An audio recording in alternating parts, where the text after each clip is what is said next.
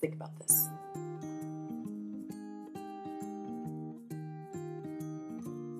Hey y'all, it's Lindsay, and I'm gonna do the mom confessions tag.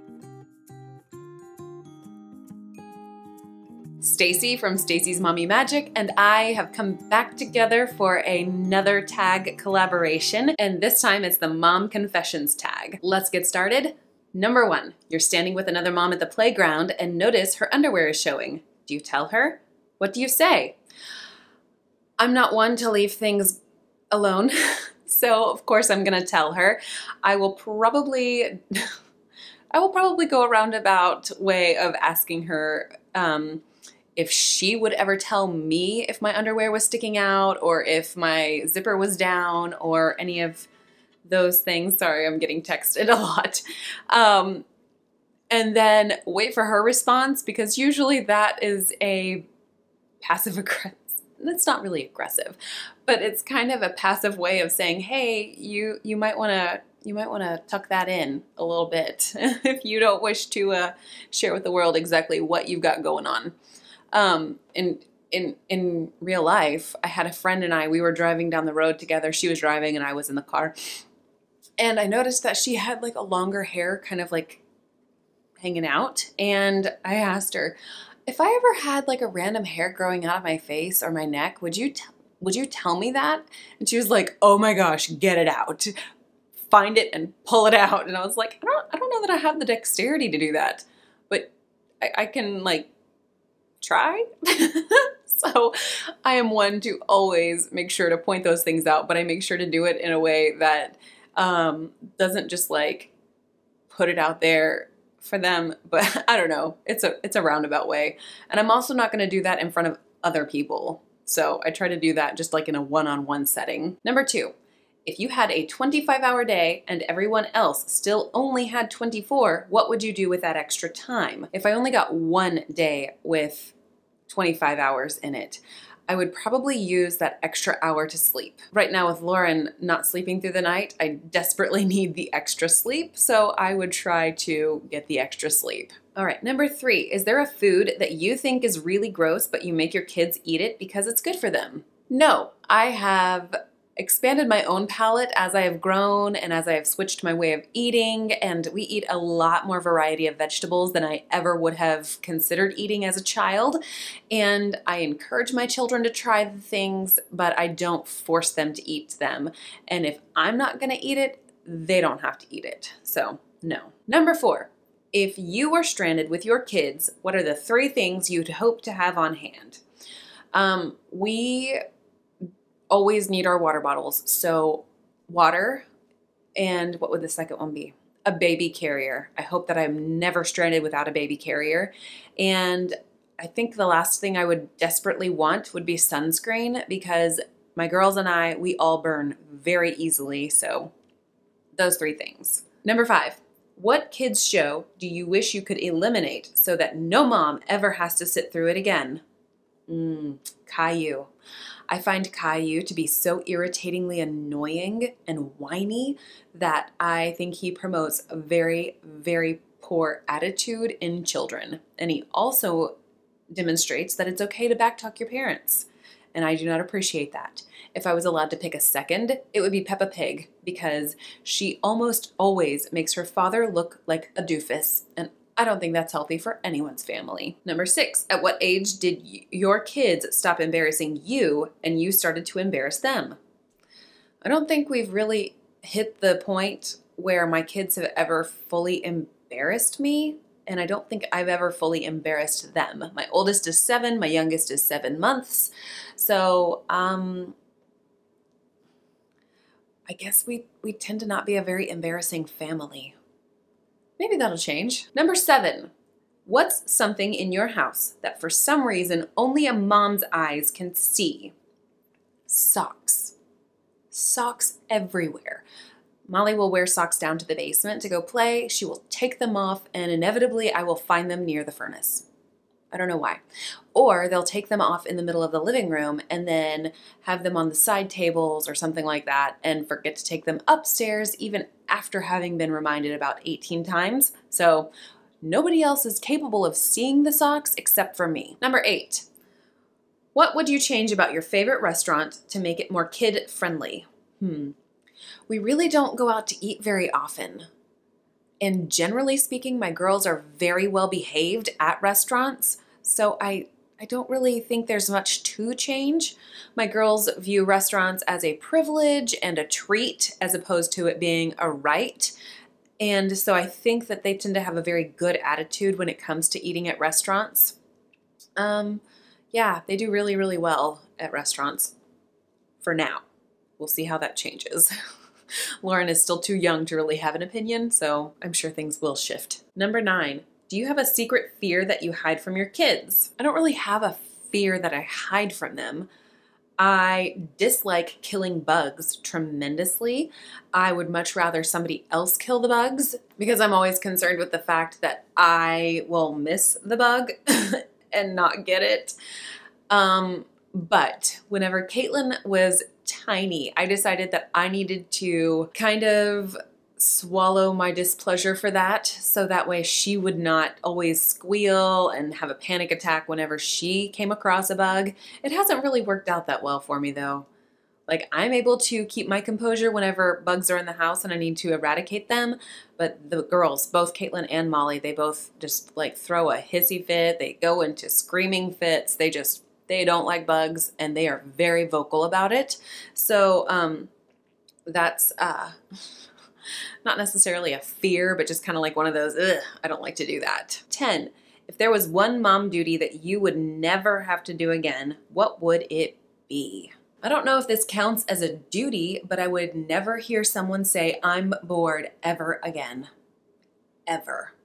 11, if someone showed up to your house unannounced, what's the one room you'd be embarrassed for them to go into? I'm such a transparent person, honestly, that it does not bother me for people to see any mess. I don't really have a spot. Like, I genuinely do not mind if people see the clutter or see the mess or realize that I haven't cleaned a bathroom in 5 days. So, I don't know. That's very tricky. I got nothing on that one. Number 12. Describe a time when you did something really silly because of lack of sleep. I don't know that I could just pick one time. I will frequently mix up words. I will frequently say one thing and mean a completely different thing, and Caitlin usually catches on to that stuff. Or I will not hear my girls and they'll ask me something, but I won't have heard them. And then I'll turn right around and ask them to do whatever it was they just asked me if I wanted them to do. Whatever that was. Gosh, did that even make sense? I don't know. Something silly that I've also done is, and this is just a regular habit for me, not necessarily because of a sleep-deprived brain. I will regularly put things that belong in the pantry into the refrigerator, or from the refrigerator into the cabinets where the plates are, or something like that. Like, I will regularly misplace things without even realizing I'm doing it. So and that's kind of how it's been for me a lot of the time, usually because I'm thinking about 800 other things at the same time. So 13, what's the last thing you bribed your kid to do? I don't bribe my kids. I don't. I tell them what I expect of them, and then I expect them to do it. And then if they don't do it, there are consequences, and there are a lot of battles that I just choose not to fight.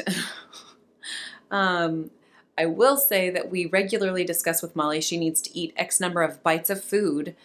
So, and it's an expectation, it's not a bribe. Not really like you need to eat X number of bites of food before you can be excused from the table. I don't know that's really a bribe. Yeah. We don't really bribe them. Maybe that'll change as they get older. And I feel like that's the way it is. Like, I just don't know how things will change as they get older. So this tag might need to be revisited in a couple of years. Number 14, what is something you used to wear before you had kids that you wouldn't wear now? Really tight shirts. In high school, I loved wearing tight shirts. Now, loosey-goosey is the way to go. I still wear shorts the same length as I used to wear. I still wear like dresses like I used to wear. So really it's the shirts. And I never was a two-piece swimsuit or a bikini type of a swimsuit wearer. So I've always been a little bit more modest with my swimsuits. That's never been a problem for me. Yeah. 15, what's the last thing you told your kid not to touch? Their sister. They both Caitlin and Molly have pink eye right now, and I have told them to not touch their sister. 16, if you could choose if your kids went to bed earlier at night or slept in later in the morning, which would you pick? I wish they would sleep in later. They go to bed at 8 o'clock very easily every night, and they wake up before 7 a.m. They're not allowed out of their rooms until 7 a.m., but I do wish they would sleep in a little bit later. I'm sure that will change also as they go through puberty. I've read a lot about how children, as they go through puberty, they need more sleep, so maybe that'll shift then. 17, which do you find harder, potty training or sleep training? 100% sleep training. I have never been able to sleep train any of my children. I have tried desperately. I've tried a gazillion different methods. So far, it has not worked for us. 18, if you could share 3 pieces of advice with your younger self before having kids, what would they be? Number 1, it's not all about you. It's really not. Number 2, learn how to accept help and accept help graciously instead of always rebuffing people and saying you don't need help. And number 3 is hard. Number 3 is try not to have too many set in stone expectations of the way you see your life going. 19, what question might your kid ask that you aren't ready to answer? I don't know. I'm so transparent, even with my own children, that it's kind of hard for me to not respond to questions they have. You know, a couple of years back, Caitlin came to me and said, Mom, is Santa Claus real? And I asked her, why do you ask that, baby? And she says, I just don't think that one man could get all the way around the world in one night. I just don't understand how that could be possible. And so we had a discussion.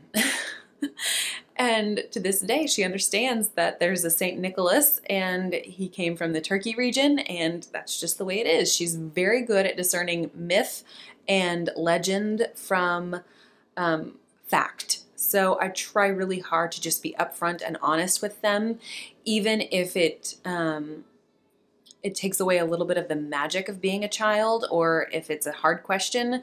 I think that is a way better approach for Caitlin and for Molly and Lauren than trying to perpetuate something that isn't real, or even like trying to just rebuff their questions and push those aside. I want them to always be able to come to me with questions and know that I'm going to be able to talk it through with them, rather than just always be pushing them to the side about, oh, well, that's not something you need to worry about. That way, whenever really tricky, hard situations come up, they will still come to me. So does that even make sense? I hope that makes sense. Number 20, which household chore do you prefer your kid not to help out with? I have a really difficult time letting go of the control of my kitchen. So helping to cook is something that I'm trying really hard to loosen my grip with, but that's the one thing that it's like, no, I got this. So I'm trying to practice that, but it's really hard for me. 21, would you rather the entire household get sick all at once or one by one? With the one by one scenario, is it gonna keep circling through and keep looping around? Or is it gonna be like each person gets it once and then we're all done? I think I would prefer everyone to be ill all at the same time. Let's just all do it, hammer it out, and move on with life. 22, if you're rushing to go somewhere with your kid, what are you most likely to forget? First thing that comes to mind, my patience. I'm most likely to forget my patience. Number 23, what song or movie title best describes your experience as a mom? Sleepless in Seattle. Only it would have to be Sleepless in Wisconsin, and Sleepless in Pennsylvania, and Sleepless in Arizona, and Sleepless in Wyoming, and Sleepless in Utah, and Sleepless in Alaska. Like sleepless.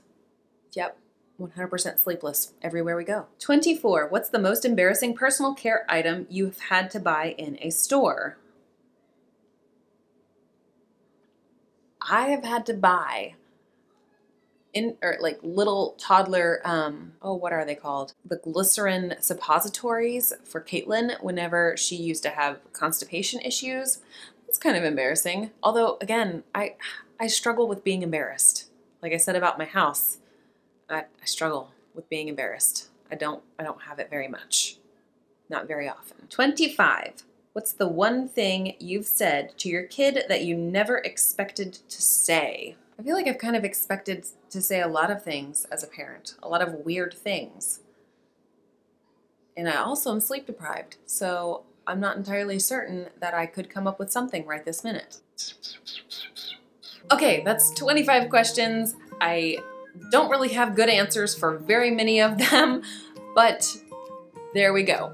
So I hope that you will go check out Stacey's video. I'm excited to see what things she has said to her children she never expected to say. I always feel like whenever moms share what they've had to say to their children, I'm like, oh yeah, that's definitely something I didn't anticipate saying. But you know, it is what it is. Anyway, I thank you so much for watching, and I will see y'all in the next video. Bye.